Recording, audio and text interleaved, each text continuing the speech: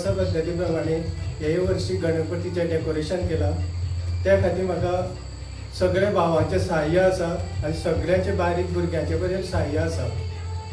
आनी वर्सा पद्दती प्रमाणे हेय वर्ष हांवें डेकोरेशन केल्लें आसा. ह्या वर्सा कितें केलं तुवें? एक म्हाजी ओल्ड पयलींचे घराचे हें करून हांवें एक कल्पना करून एक हें डेकोरेशन केल्लें आसा. कितें आसा हातून, कितें आसा? हितून म्हणजे पयलींच्या काळान जे रगडे फातरी जी भात उकडपाची मडक्यो सुपां ही आतांच्या काळान लोकांक पळोवंक मेळना. अलिप्त जाल्ल्या. बरोबर. म्हणून हांवें एक ती कल्पना करून एक लोकांक जाणीव करून दिवपा खातीर हें सगळें गणपतीच्या डेकोरेशनाक दवरलेलें आसा.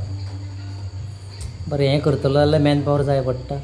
हय, हेका मॅन पॉवर आसा. तितून म्हाका चडांत चड मॅन पॉवर म्हाज्या भावाच्या भुरग्यांची आनी म्हाज्या स्वता चेड्याची तशेंच म्हाज्या भावजयांची सगळ्यांची म्हाका मॅन पॉवर आसा. आनी स्वता म्हाजे भावूय हितून म्हाका इनवॉल्व करून म्हाका मॅन पॉवर दिता.